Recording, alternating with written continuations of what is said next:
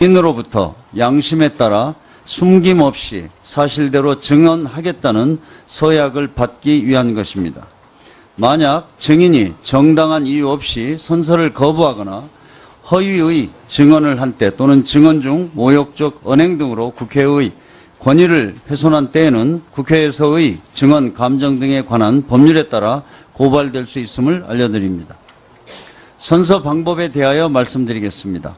선서는 증인을 대표하여 이재명 증인께서 발언대로 나와 해주시고 다른 증인들께서는 제자리에서 일어나 오른손을 들어주시기 바랍니다. 그러면 이재명 증인께서는 발언대로 나와 선서를 하시고 선서가 끝나면 선서문을 위원장에게 제출해 주시기 바랍니다.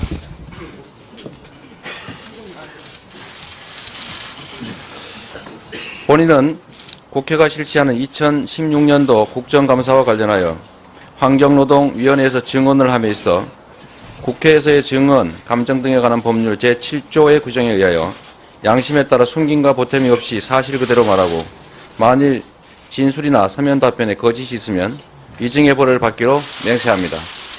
2016년 10월 13일 경기도 성남시 성남시장 이재명.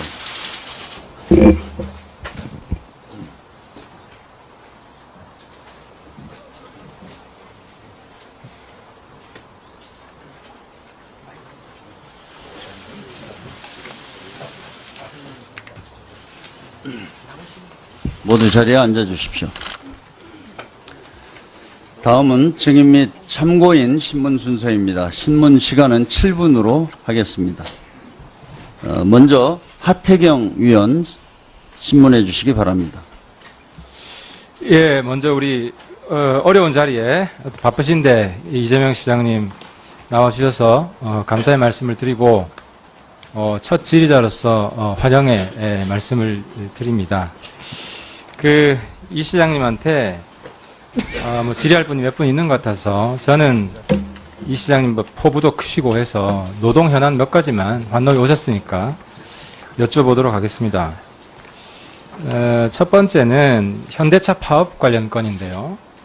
현대차 파업 뭐 다른 노조에 대해서는 여야 간에 바라보는 시각차가 조금 있을 수 있는데 현대차 파업에 대해서는 환노위에서 여야 구분 없이 상당수 의원님들이 이런 인식에 동의를 하고 있습니다.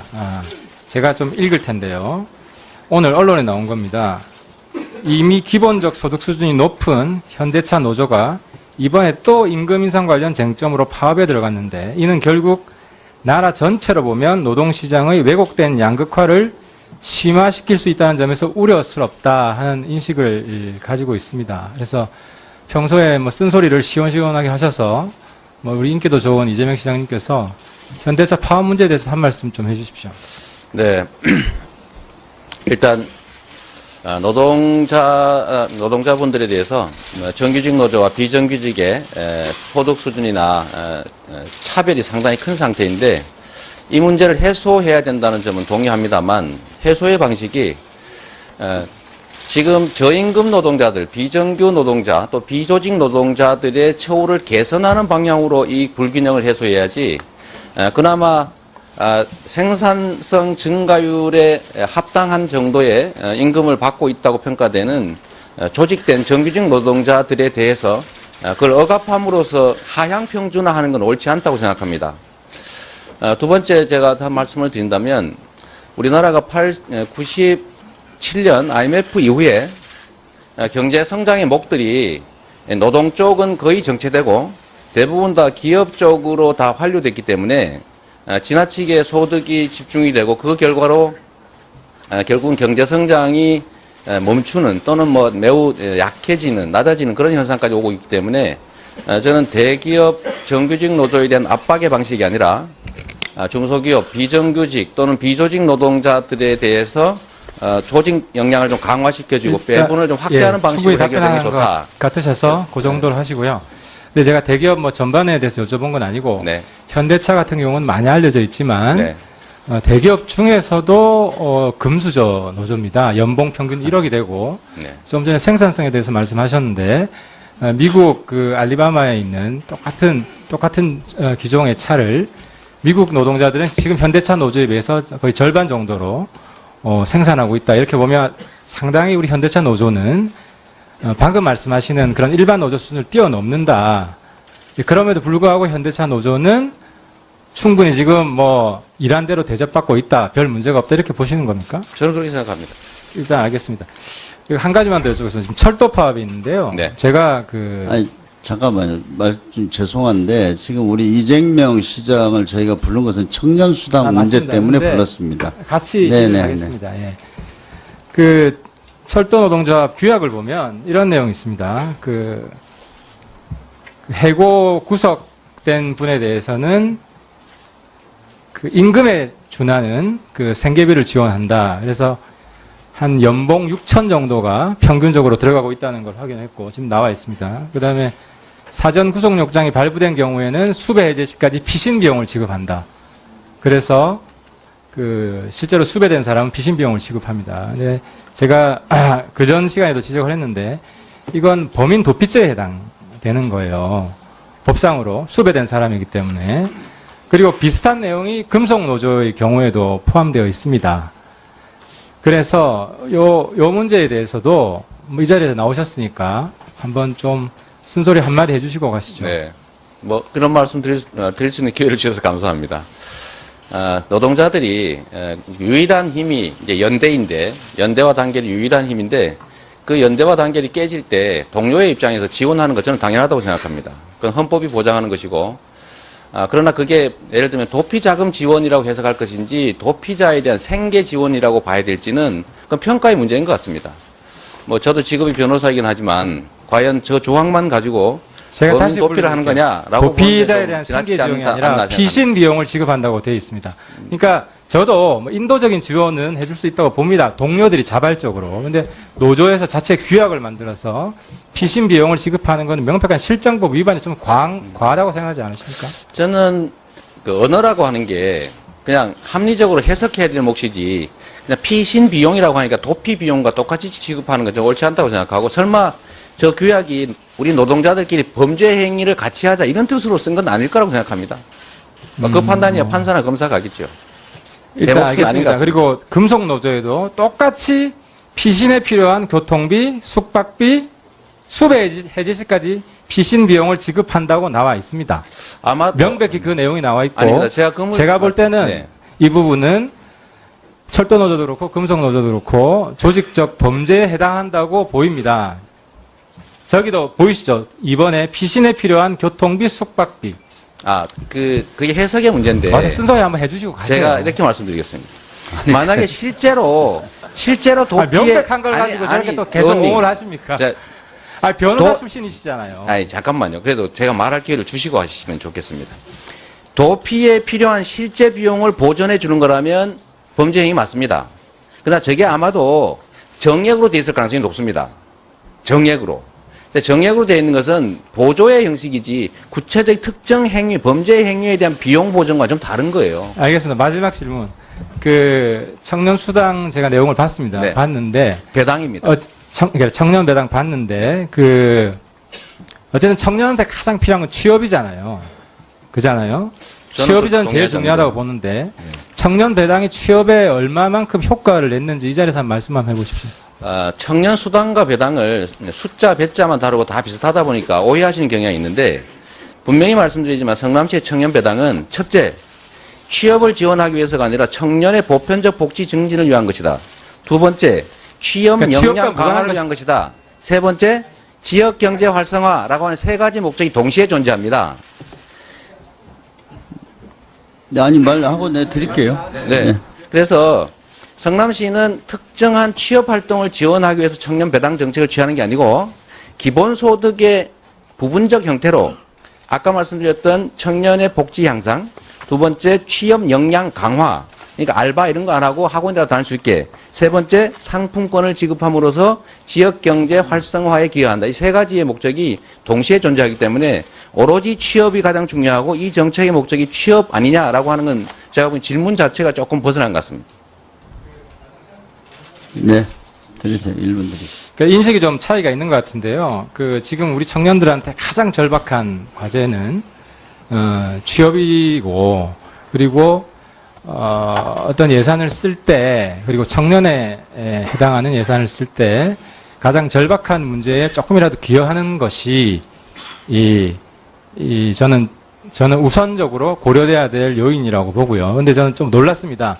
취업과 전혀 관련 없는 정책이었다, 성남시의 청년 배당은. 어쨌든 제가 성남시 청년 배당 정책에 대해서 오늘 충분히 이해를 한 것 같습니다. 답변은 그 정도로 됐고요. 오늘 나와주셔서 감사합니다. 네. 일단 말씀, 정책이 하시고 싶은 말씀 있으면 하십시오. 네, 질문이시니까요. 첫째로는 청년에게 가장 중요한 것이 취업이다는 맞습니다. 그러나 청년에게 유일한 필요한 것이 취업이다는 아닙니다. 청년에게 가장 중요한 것은 역량을 강화해서 특정한 기업에 취업하는 것보다는 어떤 상황, 현대 산업사회가 요구하는 기업의 수요에 맞는 역량을 가지는 게 더 중요합니다. 그래서 교육도 하고 직업훈련도 받는 거죠. 취업 자체를 지원하는 사업들은 사실 지방자치단체 차원에서 중앙정부도 1년에 2조 원씩 투자해서 하지만 실제로 성과가 별로 없지 않습니까? 냉정하게. 그런 상태에서 어떤 정책 결정 권한도 없고 입법 권한도 사실 없고 산업, 경제, 노동 구조에 대한 어떤 영향력을 크게 행사하기도 어려운 지방자치단체에서 취업에 지원을 할 수 없는 정책이니까 하지 말라라는 취지로 하면 잘못된 거죠. 일자리를 만들 수 없으면 이 정책을 하지 말아야 된다는 건 옳지 않다. 청년에게 필요한 것은 취업이기도 하지만 알바 시간을 줄이고 우리가 사회로부터 이렇게 보호받고 있구나, 관심받고 있구나, 버려지지 않았구나. 대한민국이 헬조선이 아니라 나를 그래도 위해주는 곳 아니겠느냐라는 생각을 하도록 소속감을 갖게 하는 것도 중요한 일이다. 그리고 거기 더해서 복지 지출을 한다면 현금으로 줘서 딴 데 가서 막 써 없애거나 또는 저축하거나 하는 것보다는 한 번이라도 반드시 지역 소상공인들, 골목상권, 재래시장에 쓸 수 있게 상품권 형태로 지급하는 게 이중의 정책 목표를 이룰 수 있다라고 해서 한 게 저희 성남시의 청년 배당입니다. 이거를 취업 지원 정책이라고 이해하시는 것은 청년 수당과 약간의 오해가 있는 것 같습니다. 네, 그러면 하태경 의원의 질의는 마치도록 하겠습니다. 아마 이재명 시장께서 다른 일정 때문에 좀 저희가 양해를 했습니다. 그래서 다른 위원님들 질의하실 분들은 이재명 시장에게 질의하실 분들은 다 하시고 없으시면 귀가하도록 그렇게 하겠습니다. 네, 신보라 의원 질의하십시오. 지금 하라고요? 아니죠, 이재명 시장. 아니요. 지금 먼저 하십시오. 네. 먼저 그렇게 간사간에도 양해를 했습니다. 네. 좀 해주셨으면 좋았을 것 같습니다. 네. 네, 이재명 시장께 질의드리겠습니다. 그럼 7분인가요? 네. 그 성남시 거주 24세 지급된 청년 배당이 어떻게 사용되고 있는지 찾아보니까 SNS상에서 상품권을 현금화하거나 연인과 데이트, 자전거 구입, 가방 구입, 블루투스 구입 이런 것들이 사례들이 발생됐습니다. 물론 일부의 사례일 수 있습니다. 본질은 이렇습니다. 국민들이 피땀 흘려 번 좋은 사회 서비스 하라고 세금으로 내는 건데 사회 서비스에도 좋은 방식이 있다는 거죠. 그런데 왜 청년을 이렇게 의심하게 하는 행정 서비스를 하느냐 이것입니다. 청년 배당 상품권 물론 받는 사람이야 좋습니다. 하늘에서 뚝 떨어지는 돈이니 누가 안 좋아할 리가 있겠습니까? 그런데 이거 아십니까 시장님? 내가 하는 무상복지다 대대적으로 홍보하고 계시지만 이 24살 청년들에게 준 돈 어떻게 보면 25살 청년들에게는 내가 첫 일자리를 갖고 열심히 일해서 본 돈으로 나가는 세금일 수 있다는 겁니다. 왜 청년층의 분열을 조장하는 행정 서비스를 하느냐라는 이야기고요. 그리고 무상복지라고 천명하시는데 어떤 인터뷰에서 복지는 공짜가 아니다라고 말씀하셨습니다. 그렇습니다. 공짜 아니죠. 세금으로 내시는 홍보하시는 거죠. 그러니까 무상복지라고 하는 이 홍보잔치도 그만두셔야 할 것 같습니다. 그리고 사회서비스, 좋은 서비스 있다고 말씀드렸는데요. 좋은 사회서비스라고 하는 건 명분, 목표, 그거에 대한 달성 효과들이 명확한 사업을 좋은 사회서비스라고 말할 수 있습니다. 하지만 돈을 지급하는 방식은 어떻게 보면 가장 쉽게 떠올릴 수 있는 행정 서비스입니다. 만약 이게 가장 좋은 사회 서비스라고 한다면 실상 우리나라 공무원들 다 필요 없습니다. 세금 다 걷어서 그냥 나눠주는 공무원 몇 분만 있으면 되니까요. 정말 청년들이 꿈꾸고 일하기 위해 고안한 가장 효과적인 행정 서비스라고는 생각되지가 않습니다. 오히려 청년들 취업 역량 강화를 위해서 필요하다고 배당 말씀하셨는데요. 취업 역량을 강화하기 위한 좋은 사회 서비스를 얼마든지 구현할 수 있습니다. 뭐 매칭 서비스든 컨설팅이든 뭐 전담 콜센터 등을 만들 수도 있고요. 이런 좀 머리를 좀 더 써서 고민하는 행정 서비스를 구현하는 것이 더 옳지 않겠습니까? 네. 네, 제가 말씀하십시오. 될까요? 네. 좋은 지적이시라고 생각합니다. 근데 우리 신보라 의원님한테 제가 이 말씀을 꼭 한번 드리고 싶습니다. 좋은 정책이 있으면 저한테 주십시오. 제가 하겠습니다. 지금 이것보다 더 나은 정책이 있으면 제가 하지요. 제안 주시면 고맙겠고요. 대한민국 정부에서 과연 청년들의 복지 향상이나 아니면 취업 지원을 위해서 실제 뭘 했느냐. 과연 청년들이 과연 기성세대보다도 더 나은 옛날로 치면은 그야말로 젊어서 고생은 사서도 해도 괜찮은 그런 세대냐. 우리 신보라 의원님은 의원님 되셨으니까 이미 기득권 사회에 들어오셨지요. 그러나 분명하게 말할 것은 대한민국 사회에서 청년들은 이미 역사상 가장 어려운 취약계층이 되고 말았습니다. 기성세대도 그렇게 생각합니다. 신규 세대, 청년 세대도 이미 우리는 아버지 세대보다 더 상황이 나쁠 거라고 생각하죠. 그런데 여기에 대해서 우리 정부에서 또는 국가 차원에서 한 정책들은 실제 뭐 2년 동안에 어디 뭐 취업을 하면 한 달에 50만 원씩 지원하는 뭐 그런 정책들도 해봤고 여러 가지 정책을 했습니다만 청년들이 대한민국을 헬조선이다 탈출하고 싶다고 말하는 이 현상은 결코 개선되지 않았거든요. 더 나빠졌습니다. 그 부분은 다 공통적인 잠깐만요. 내용이니까요. 그래서 성남시는 청년들을 위한 정책을 뭔가는 해야 된다고 생각했습니다. 제가 분명히 말씀드릴 거는 정부는 서민 증세하고 국가 빚 늘려가면서 복지들 축소해 갔지만 성남시는 정해진 세금 잘 관리해서 빚 갚고 정부 지원 받지 않고 그 빚내지 않으면서 세금 아껴서 새로운 복지 정책을 만들었고 그 중에서 노인복지, 그다음에 보육복지, 교육복지 이런 거 다 하고 난 마지막 단계에 청년복지로 이거 청년배당 시작했거든요. 그런데 네, 만약에 간단하게 저희가 답변해 예산을 주셨- 아껴서 네. 예산을 아껴서 그러면 정부에서 하는 것처럼 4대강처럼 강연합하고 또는 자원 얘기한다고 마구 그런 논지를 낭비하고 흐리는 또는 답변이시고요. 방위비리처럼 간단하게 쓸데없는데 돈 정리해 쓰고 주십시오. 하는 것보다는 이 아낀 돈을 국민들한테 우리 세금 내는 국민한테 되돌려주는 게 잘하는 거라고 생각하거든요. 그러니까 되돌려주는 그리고 방식이 현금으로 되돌려준다는 게 좋은 방식에- 행정 서비스는 아니지 않습니까? 제가 그 이 말씀 정도로 아까 질문하신 답변 거를 지금 제가 듣겠습니다. 답변하고 있는 중이에요. 써놓고 순서대로. 그 말씀. 그러니까 그러면 왜 하필 현금을 주는 거냐? 현금을 주지 않고 청년들에게 실제로 제 도움이 질의 되는 순서, 정책을 제 질의 순서에 원래 뒤에 말씀드리려고 했던 걸 지금 다 아니, 배려하셔서 질문하신 걸 제가 하는 답하는 거니까요. 아까 저는 질문을 엄청나게 많이 했잖아요. 그래서 제가 질의 끝에 답변을 드리려고 요구했던 그래요? 건데 제 그럼 질의, 이따가 질의 시간이 알겠습니다. 없어지니까요. 이따가 알겠습니다. 네, 그렇게 하겠습니다. 참고인 질의 좀 드릴게요. 시간을 너무 많이. 신보라 위원께서는 제가 시간을 나중에 또 드리겠습니다. 나머지 시간을 네. 한 2분을 더 드릴 테니까요. 나중에 쉬었다 하셔도 되고 어쨌든 네. 질의 제가 더 드리겠다고요. 아니 왜 그러냐면 아까 저희 회의 시작 전에 간사들끼리도 이재명 증인에 대해서는 먼저 저 질문하실 의원님들이 다 하고 먼저 보내고 나서 그다음 또 진행하자 이렇게 했습니다. 그래서 질의한 시간만큼은 보다 더 많은 답변 시간을 지금 갖고 제가 너무 충분하게 편하게 배려하겠습니다. 말씀을 해서 충분하게 제가 시간 답변을 드리겠습니다. 하는 건 답변 시간은 제가 질의한 시간보다 지금 더 많은 시간을 쓰시고 답변하고 계시지 않습니까? 근데 4대강이 어쩌고 저쩌고 논점을 흐리는 방식으로 논점 답변하지 흐리는 게 아니라 마시고요. 제가 아낀 제가 예산을 좋은 어디다 행정 서비스 쓸까를 하라는 물어본 거예요. 것과 네, 예산 자, 아껴서 이렇게 어디다 하시죠. 쓸까요? 1분 안에 정리해서 말씀해 주십시오. 네. 네. 네. 저기 그 하고요. 일본이- 나중에 5분 더 드릴게요. 네. 아니 다른 참고인 할 때는 5분 더 드리겠다고요. 네. 그러니까 네, 일단 마무리를 해주십시오. 네, 이재명 제가 증인에 답변할 대해서는. 시간은 위원장님께서 정해 주실 테니까요.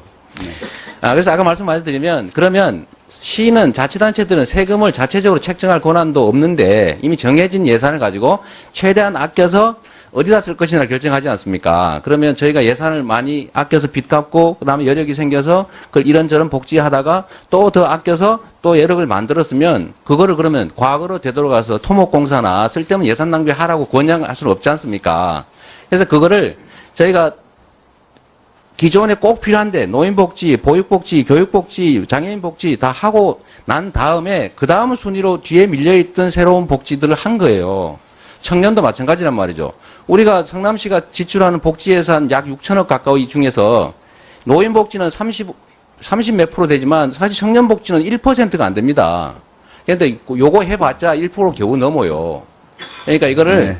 왜 현금을 주느냐 할 게 아니라 현금을 주지 않는 다른 방식들이 정말로 유용한 방식이 있으면 그걸 안 할 리가 없지 않습니까? 그러나 이 현금을 지원하는 또 지역 상품권을 지원해서 지역 경제에 도움을 주는 방식은 청년도 만족하고 지역 소상공인들도 다 만족하는 정책이기 때문에 저한테 왜 현금을 주냐라고 만약에 말한다면 또 깡 왜 하게 만들었냐 이렇게 말씀하시는데 현금 주는 것보다는 지역 상품권을 줘서 한 바퀴라도 반드시 더 회전하게 하는 거 더 잘하는 거잖아요.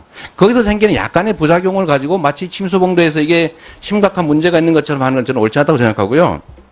네, 마지막으로 이제 마무리를 해주시죠. 네, 마지막으로 이걸 제가 홍보수단으로 썼다고 말씀하시는데 이거 홍보수단으로 쓴 게 아니고요. 복지 지출을 한 겁니다.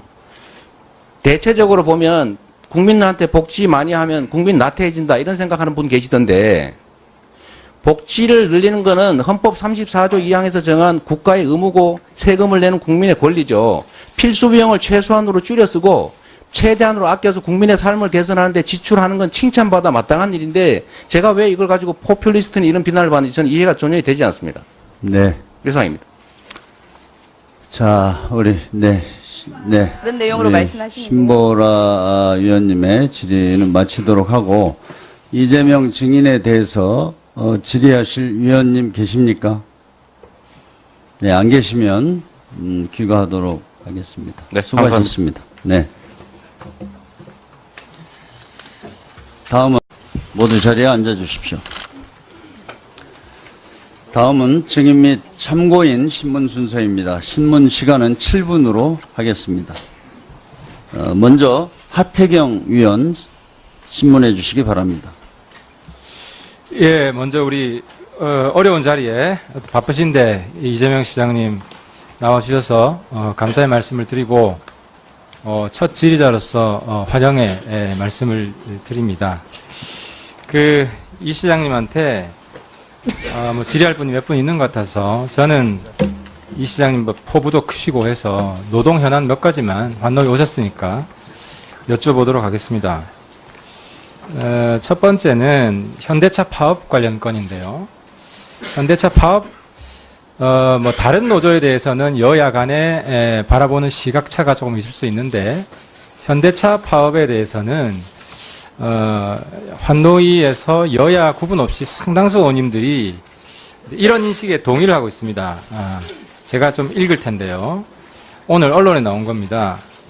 이미 기본적 소득 수준이 높은 현대차 노조가 이번에 또 임금 인상 관련 쟁점으로 파업에 들어갔는데 이는 결국 나라 전체로 보면 노동시장의 왜곡된 양극화를 심화시킬 수 있다는 점에서 우려스럽다 하는 인식을 가지고 있습니다. 그래서 평소에 뭐 쓴소리를 시원시원하게 하셔서 뭐 우리 인기도 좋은 이재명 시장님께서 현대차 파업 문제에 대해서 한 말씀 좀 해주십시오. 네. 똑같은 기종의 차를 미국 노동자들은 지금 현대차 노조에 비해서 거의 절반 정도로 생산하고 있다. 이렇게 보면 상당히 우리 현대차 노조는 방금 말씀하시는 그런 일반 노조 수준을 뛰어넘는다. 그럼에도 불구하고 현대차 노조는 충분히 지금 뭐 일한 대로 대접받고 있다. 별 문제가 없다. 이렇게 보시는 겁니까? 저는 그렇게 생각합니다. 일단 알겠습니다. 한 가지만 더 여쭤보겠습니다. 지금 철도 파업이 있는데요. 네. 제가 아니, 잠깐만요. 좀 죄송한데, 지금 우리 이재명 시장을 저희가 부른 것은 청년수당 문제 맞습니다. 때문에 근데 불렀습니다. 같이 네네, 진행하겠습니다. 예. 철도 노동조합 규약을 보면 이런 내용이 있습니다. 해고 구속된 분에 대해서는 임금에 준하는 생계비를 지원한다. 그래서 한 연봉 6천 정도가 평균적으로 들어가고 있다는 걸 확인했고 지금 나와 있습니다. 그 다음에 사전 구속영장이 발부된 경우에는 수배 해제 시까지 피신 비용을 지급한다. 그래서 실제로 수배된 사람은 피신 비용을 지급합니다. 근데 제가 그전 시간에도 지적을 했는데 이건 범인 도피죄에 해당되는 거예요. 법상으로 수배된 사람이기 때문에. 그리고 비슷한 내용이 금속노조의 경우에도 포함되어 있습니다. 그래서 요 문제에 대해서도 이 자리에서 나오셨으니까 한번 좀 쓴소리 한마디 해주시고 가시죠. 네. 뭐 그런 말씀 드릴 수 있는 기회를 주셔서 감사합니다. 노동자들이 유일한 힘이 이제 연대인데 연대와 일단 노동자분들에 대해서 정규직 노조와 비정규직의 소득 수준이나 차별이 상당히 큰 상태인데 이 문제를 해소해야 된다는 점은 동의합니다만 해소의 방식이 지금 저임금 노동자들, 비정규 노동자, 또 비조직 노동자들의 처우를 개선하는 방향으로 이 불균형을 해소해야지 그나마 생산성 증가율에 합당한 정도의 임금을 받고 있다고 평가되는 조직된 정규직 노동자들에 대해서 그걸 억압함으로써 하향 평준화하는 건 옳지 않다고 생각합니다. 두 번째 제가 한 말씀을 드린다면 우리나라가 97년 IMF 이후에 경제 성장의 목들이 노동 쪽은 거의 정체되고 대부분 다 기업 쪽으로 다 환류됐기 때문에 지나치게 소득이 집중이 되고 그 결과로 결국은 경제 성장이 멈추는 또는 뭐 매우 약해지는 낮아지는 그런 현상까지 오고 있기 때문에 저는 대기업 정규직 노조에 대한 압박의 방식이 아니라 중소기업 비정규직 또는 비조직 노동자들에 대해서 조직 역량을 좀 강화시켜주고 배분을 좀 확대하는 방식으로 해결하는 게 좋다. 같으셔서 그 정도로 하시고요. 근데 제가 대기업 뭐 전반에 대해서 여쭤본 건 아니고 네. 현대차 같은 경우는 많이 알려져 있지만 네.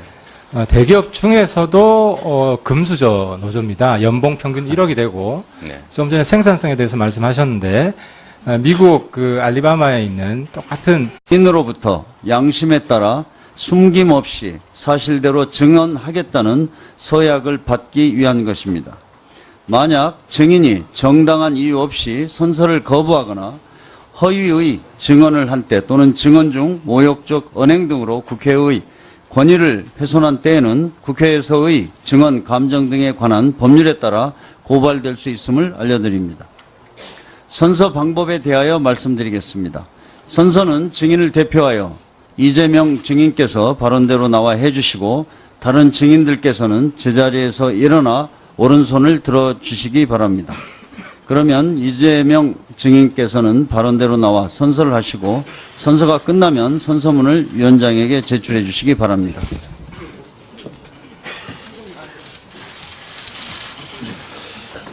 본인은 국회가 실시하는 2016년도 국정감사와 관련하여 환경노동위원회에서 증언을 함에 있어 국회에서의 증언, 감정 등에 관한 법률 제7조의 규정에 의하여 양심에 따라 숨김과 보탬이 없이 사실 그대로 말하고 만일 진술이나 서면 답변에 거짓이 있으면 위증의 벌을 받기로 맹세합니다. 2016년 10월 13일 경기도 성남시 성남시장 이재명.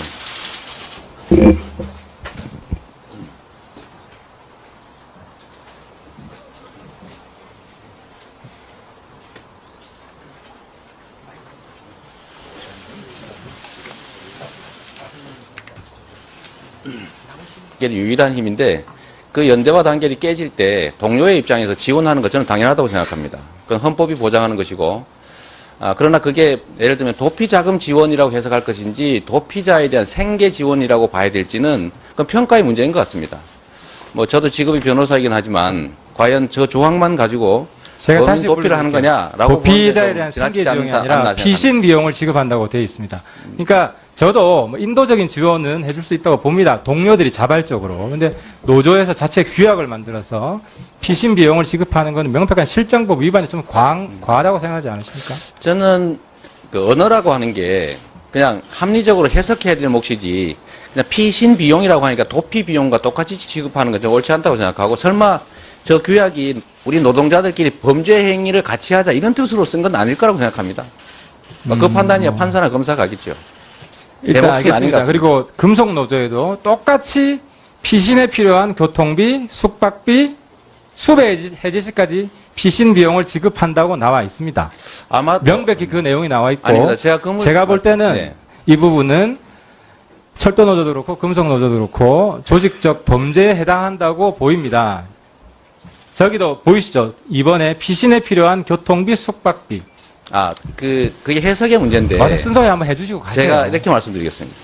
만약에 실제로 도피에 명백한 걸 가지고 저렇게 또 계속 의원님, 옹호를 하십니까? 자, 변호사 출신이시잖아요. 잠깐만요. 그래도 제가 말할 기회를 주시고 하시면 좋겠습니다.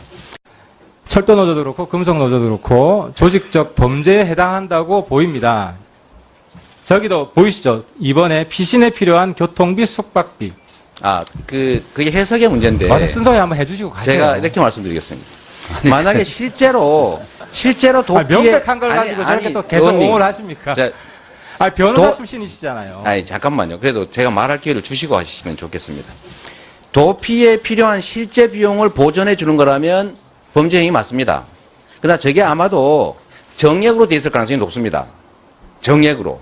근데 정액으로 되어 있는 것은 보조의 형식이지 구체적 특정 행위, 범죄 행위에 대한 비용 보전과 좀 다른 거예요. 알겠습니다. 마지막 질문.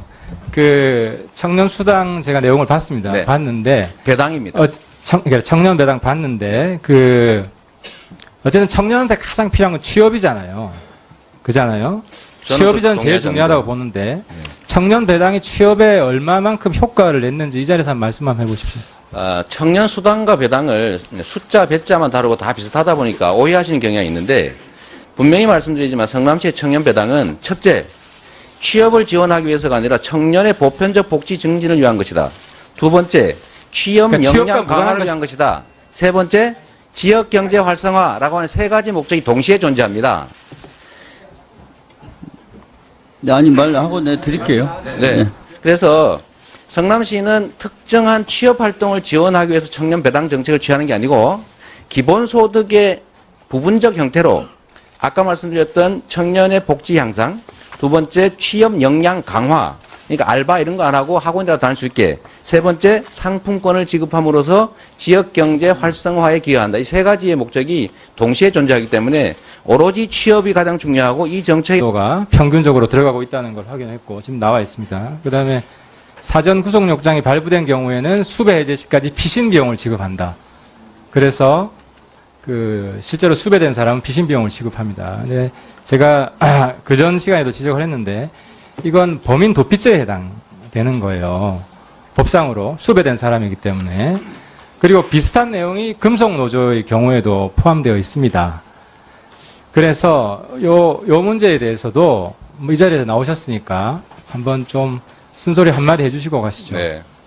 그런 말씀 드릴 수 있는 기회를 주셔서 감사합니다. 노동자들이 유일한 힘이 이제 연대인데, 연대와 단결이 유일한 힘인데, 그 연대와 단결이 깨질 때 동료의 입장에서 지원하는 것 저는 당연하다고 생각합니다. 그건 헌법이 보장하는 것이고, 그러나 그게 예를 들면 도피자금 지원이라고 해석할 것인지 도피자에 대한 생계 지원이라고 봐야 될지는 그건 평가의 문제인 것 같습니다. 저도 직업이 변호사이긴 하지만 과연 저 조항만 가지고 제가 다시 도피를 하는 거냐라고 도피자에 대한 생계 지원이 아니라 피신 비용을 지급한다고 되어 있습니다. 그러니까 저도 인도적인 지원은 해줄 수 있다고 봅니다. 동료들이 자발적으로. 근데 노조에서 자체 규약을 만들어서 피신 비용을 지급하는 건 명백한 실정법 위반이 좀 과하다고 생각하지 않으십니까? 저는 언어라고 하는 게 그냥 합리적으로 해석해야 될 몫이지 그냥 피신 비용이라고 하니까 도피 비용과 똑같이 지급하는 건 좀 옳지 않다고 생각하고, 설마 저 규약이 우리 노동자들끼리 범죄 행위를 같이 하자 이런 뜻으로 쓴 건 아닐 거라고 생각합니다. 그 판단이야 판사나 검사가 하겠죠. 일단 알겠습니다. 그리고 금속노조에도 똑같이 피신에 필요한 교통비, 숙박비, 수배 해제 시까지 피신 비용을 지급한다고 나와 있습니다. 아마 명백히 그 내용이 나와 있고, 아닙니다. 제가 볼 때는 이 부분은 인으로부터 양심에 따라 숨김없이 사실대로 증언하겠다는 서약을 받기 위한 것입니다. 만약 증인이 정당한 이유 없이 선서를 거부하거나 허위의 증언을 한 때 또는 증언 중 모욕적 언행 등으로 국회의 권위를 훼손한 때에는 국회에서의 증언 감정 등에 관한 법률에 따라 고발될 수 있음을 알려드립니다. 선서 방법에 대하여 말씀드리겠습니다. 선서는 증인을 대표하여 이재명 증인께서 발언대로 나와 해주시고 다른 증인들께서는 제자리에서 일어나 오른손을 들어주시기 바랍니다. 그러면 이재명 증인께서는 발언대로 나와 선서를 하시고 선서가 끝나면 선서문을 위원장에게 제출해 주시기 바랍니다.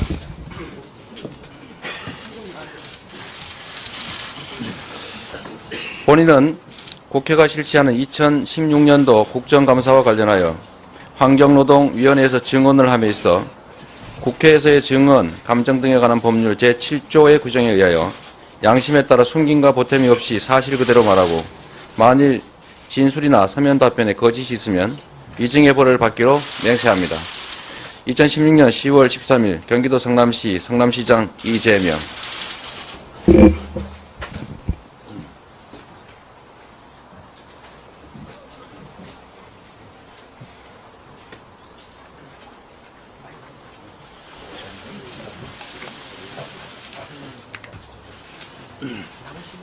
모두 자리에 앉아 주십시오.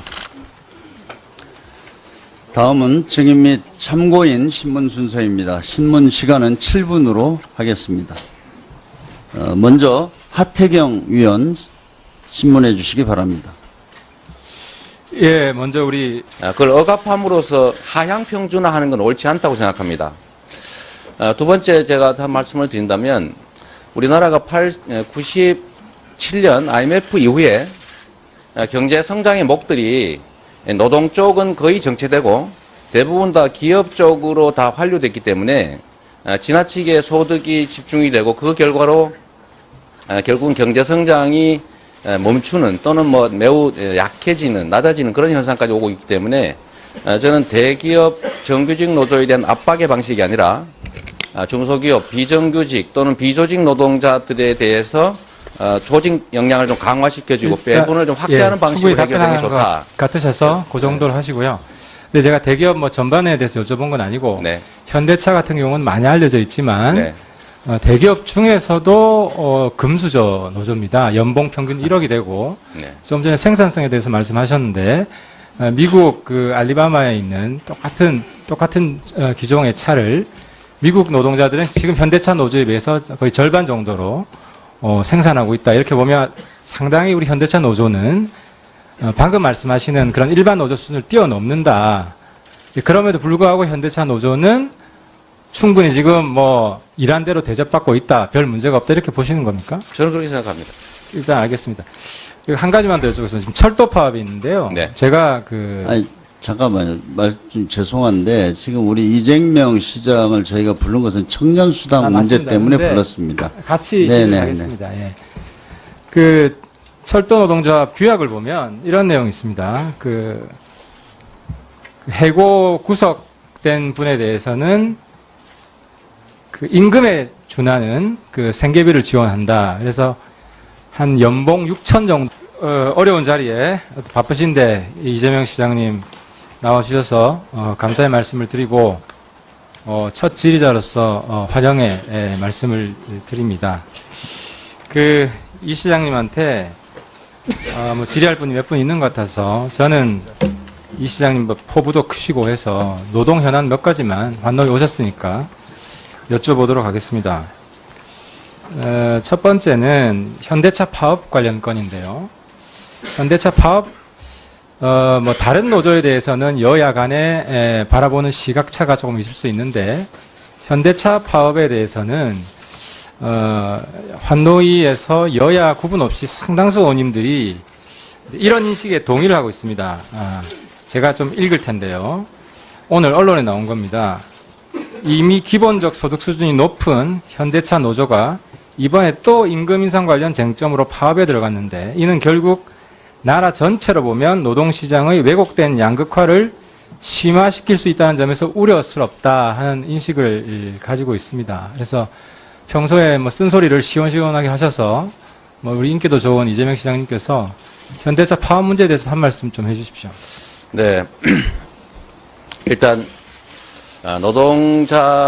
노동자분들에 대해서 정규직 노조와 비정규직의 소득 수준이나 차별이 상당히 큰 상태인데 이 문제를 해소해야 된다는 점은 동의합니다만 해소의 방식이 지금 저임금 노동자들, 비정규 노동자, 또 비조직 노동자들의 처우를 개선하는 방향으로 이 불균형을 해소해야지 그나마 생산성 증가율에 합당한 정도의 임금을 받고 있다고 평가되는 조직된 정규직 노동자들에 대해서